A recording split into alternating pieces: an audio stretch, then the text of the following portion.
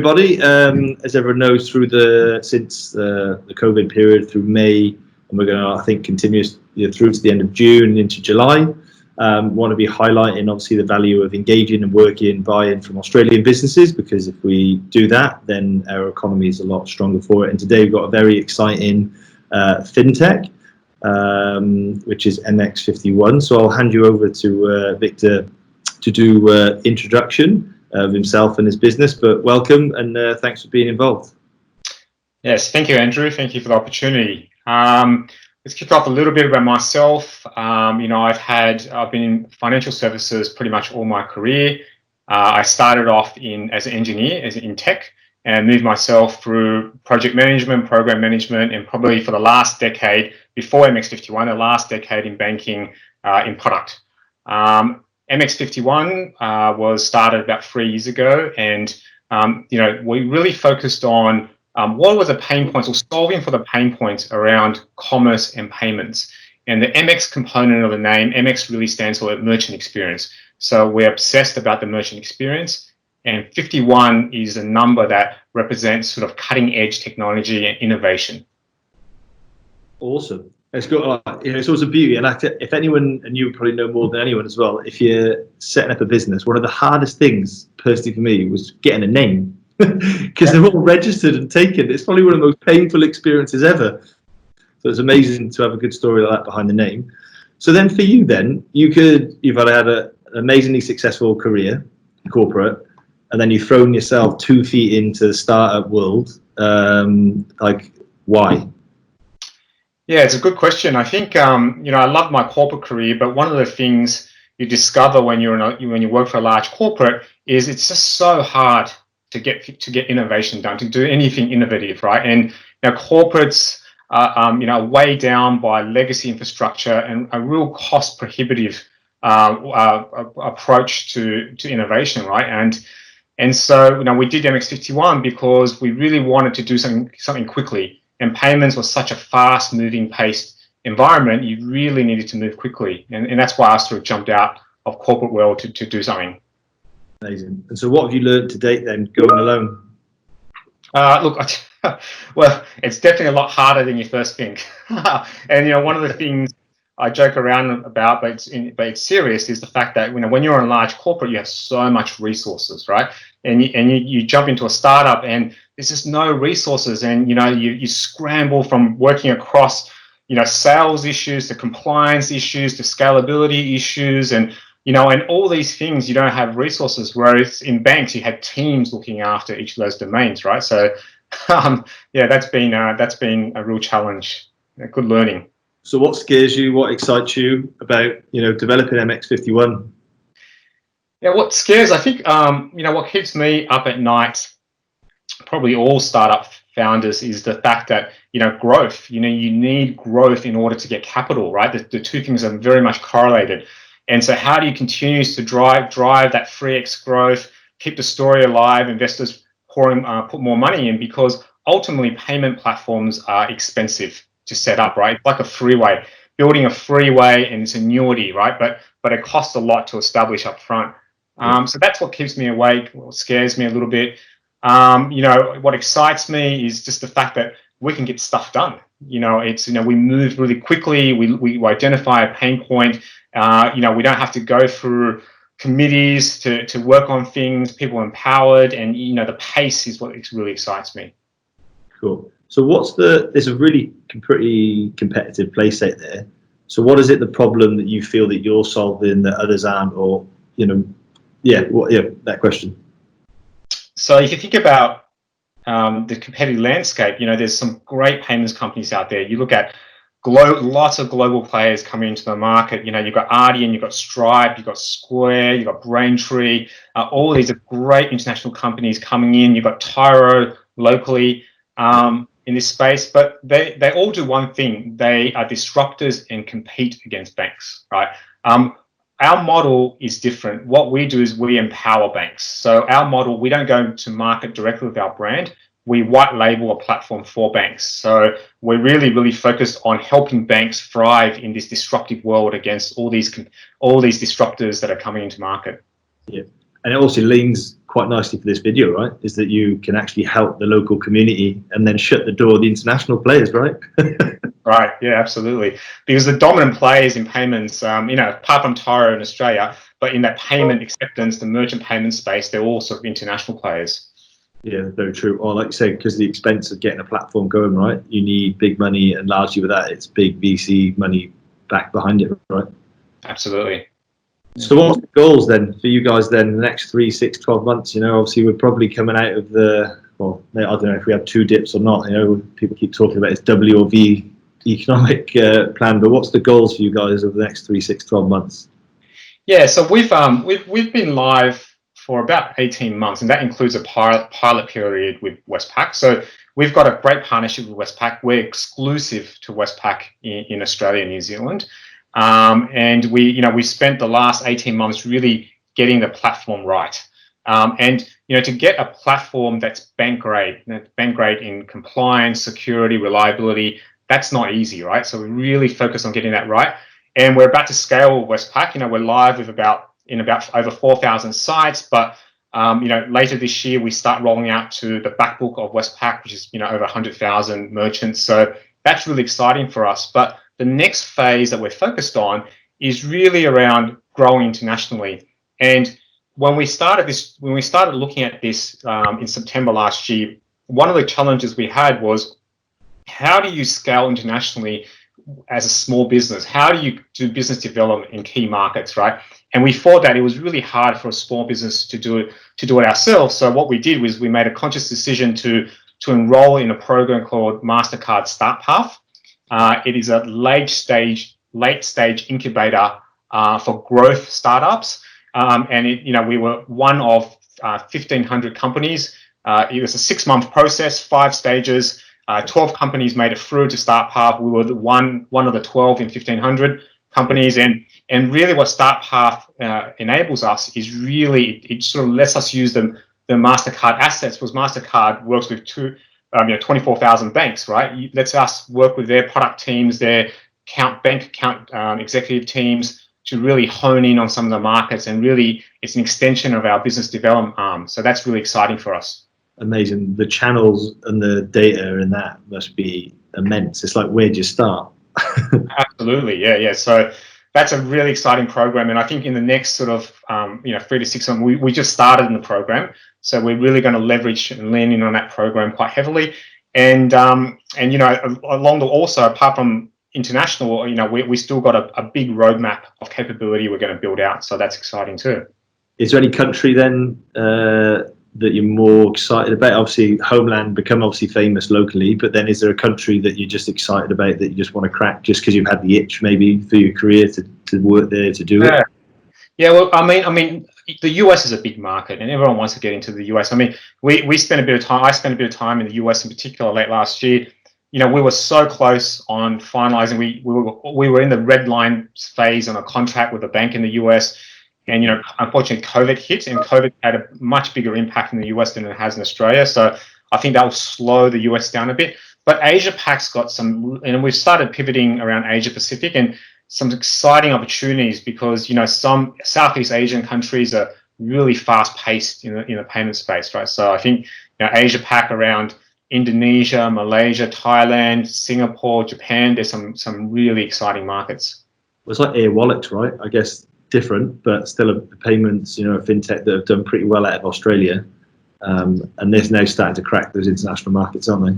Oh, they've done really well. I mean, in fact, Air Wallets was the first Australian fintech to get into Mastercard Start Path.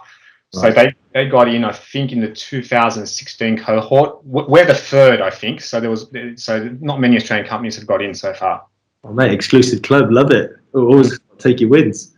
So for the techie geeks that are probably hopefully going to be listening to this, and my business partner, one of them, he's my tech chief. What's it built on then? So mx51, what's the techie geeky stuff the people can get their teeth into? Yeah, so firstly, our platform sits above the bank's legacy payments infrastructure. So a bank typically has a switch and a gateway. We sit above that, and we sit in the cloud, and we're cloud agnostic, and we sit on container platform Kubernetes, and that really allows us to be cloud agnostic with Now, we've worked on AWS, we've worked on Google Cloud, but we can work on Azure as well. And then our back end is written on Golang. Our front end is Angular, JavaScript. So, but the key thing that we've really focused on, and this is one really unique part of mx51, is that we hold PII data in the cloud, and so merchant PII data in the cloud. And I don't think I've not come across another company in Australia, especially accredited to hold that level of data in a cloud. So, and that took us 18 months to build that capability in terms of the encryption standards, the key rolling standards. So that's sort of a really great part of our value prop. Yeah, well, that just goes to show, right? Being an Westpac, obviously know you as an individual, but then it's another thing knowing you and trusting you as a person, but then being able to build something that they're credible enough to be exclusive with. Obviously, you guys have done some tremendous work, right? Yes, yeah, absolutely. There's those big banks to say yes exclusively, so I don't think people, it's a very easy thing to say, but actually to do it is another story, right? Yeah, and that's and why that's really important is if you think about a bank's friction points. Onboarding is a major friction point. Like the bank's processes are a major friction point. So if you think about what we enable a bank, when a bank approves a merchant a facility, right, that data sits into our cloud platform. And then because what we're doing is we're connecting the payments and value-added services, right? So we, on top of our platform, we've got modules, right? So we're modular. So we've got in-store payments, online payments, but we work with other fintechs around capabilities around, could be loyalty, cash flow lending, buy now, pay later acceptance. And instead of onboarding those things through a bank, they're just features of the merchant facility. And we can pass the PII data that we hold to those other third parties, so then they onboard those features of that facility. And so what we're able to do is with that data is we're able to stitch together all these different components of payments and value-added services into one merchant offering for the bank. Class. And then, so what should a customer expect then? So if I'm a new merchant or I'm a bank customer, whatever end of the transaction is, what should they expect from you guys? And you said about obviously MX being your merchant experience. Well, what does that really involve? Yeah, so I think what we really focus on is some key pain points. So, and I'll just list a few because there's quite a lot. But if you think about the world that we operate in, everything should be integrated. Like from sale, whether or not it's from an e-commerce site or whether or not it's in store from your point of sale, that sale should be integrated into your payment so that every single payment is reconciled back to the sale, so that you don't need to go back and try to reconcile missing payments, right? That should be one part. Second part is all that data should be available real time, and it should be in a dashboard. Now, you should have all that data in a dashboard that you can see your in-store payments, your online payments. You should be able to self-service on features. Like you shouldn't have to call a call center and say, I want to turn on pre-auth or I want to turn on surcharging. That should be all in the dashboard, right?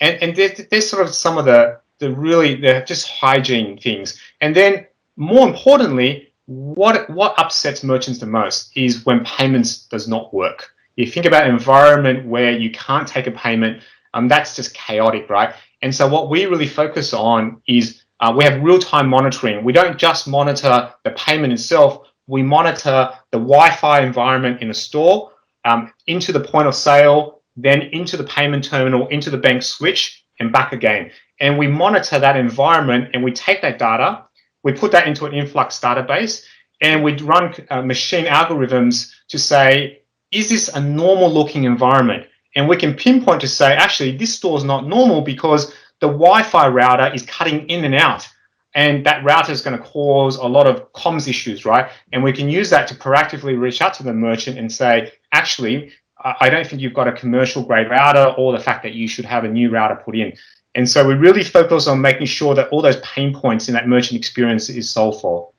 And that is why a merchant will stay, right? Those value add, and then in basically helping them solve problems that they didn't really know, because largely most merchants probably won't be very technology savvy. That's right. And they're relying on your technology to help them, right, and support them to keep their business going. Absolutely, yeah. So if you're running a coffee shop or IGA, you're just doing that, right? You're not wondering about all these other bits and pieces that go with it. But payments it's a big part of their business anyway, right? And then so another topic away from probably on payments, but what's some of the most latest books that you've read that if we're spending a bit more time at home at the minute, what's a favorite book that you can recommend, whether it's 1, 2? So I've have been spending a bit of time at home, and I've got 2 young girls. I've got one that just turned 11 on the weekend and one that just turned 8 recently too. So I read with them every night. I read a book to them, and we've been doing we're doing they love the Tintin books. We've been doing that. Harry Potter, we're going through the Harry Potter books, and I read that to them. But I myself, I've been reading, interestingly enough, I'm reading this book. I'm into philosophy. I dabble in philosophy. I wouldn't say I'm really deep into it, but I've been reading this book called Sophie's World. It's a book written by Jostein Garda, and Norwegian author, and he really introduces philosophy to teenagers, right? And I've been reading this book. It's quite a big book. It's like 400 or 500 pages, but I've been reading it first in preparation for my oldest daughter to read it. So that's quite good. And then, what else have I been reading? I've got 2 young girls, so very conscious. So some books I've read recently I've enjoyed there's a book by Madonna King called Fathers and Daughters, really about that relationship with your daughter in the teenage years, and Lean In again by Sheryl Sandberg. So that's another one as well. So yeah. Well, mate, if you could write some short notes on the philosophy one, because I've got my daughters are just about to turn 7 and 5, so you're just a little bit ahead of me. So you keep reading, and you just keep giving me the hand notes, and that would be much appreciated. No, I'll keep that in mind. And then what's your personal view for the next 6 to 12 months, the Australian economy? Where do you think we're at? Where do you think we're going? And no one's going to hold you to this. Yeah, I'm not an economist, but look, from our perspective, we're seeing obviously things pick up quite significantly, right? April was kind of the trough, and then we've really seen May and June really starting to pick up. But I think in many ways with JobKeeper and JobSeeker there, we've got that safety net, right? So what happens post September when those things go away? So there's definitely some risks there. Obviously, the US is not looking in great shape at this point still, and with trade frictions as well. I'm optimistic, but I think there's still quite a lot of risks over the next sort of 12 to 24 months. Yeah, and there's some locust scare or something coming as well. It's just a constant thing, a stream of challenges around the world, right? Oh, definitely. Yeah, definitely. And then, what trends can you foresee for the payments industry in the coming years? So, what are the trends for the payments industry over the next couple of years? You think? I think we're starting to see that in COVID. We've already started seeing that, but COVID's accelerated a lot of that, which is all digital. There's a lot of digital, right? So, digital in the sense that if you're running a coffee shop, in-store coffee shop, you want to have your own app, right? So that you want to have your own app, and you want customers to be able to order and pay. So that's the digital aspect. You're a retailer again. You're going to push further into in-app and e-commerce as well, and really getting that seamlessness around in-store and online. So someone purchases online can pick up in-store or return in-store, getting that right. But there are other exciting areas in payments. I think e-invoicing, a massive opportunity, whether or not that's B2B e-invoicing or B2C. I think that's a massive opportunity. And we've got MPP, we've got the real-time payments infrastructure. I think we're just at the beginning of that journey, but there's a lot of great use cases that infrastructure can enable. So, and then, are any of the exciting players out there in the payments or fintech world that you think people should keep an eye on and watch, or who are you excited about? Yeah, I think I'm really a fan of those players that really solve for the pain points around how a business conducts, or how a merchant conducts business, and that interaction into payments. And I mentioned some of them earlier, but some of the ones that have done really well, global players, Adyen, Stripe, and Square, being a few of them. But locally, I'm a big fan of Larry and the Zip team. I think they've done a wonderful job on their platform.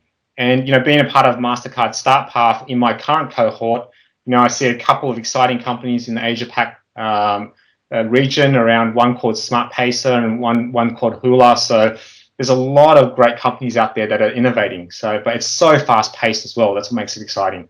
Yeah, cool. Well, I won't take up much more of your time today. I really appreciate you being involved, and obviously good luck with the year ahead. and thanks for being involved. Yeah, thank you very much. Thank you for the opportunity. It's been a pleasure.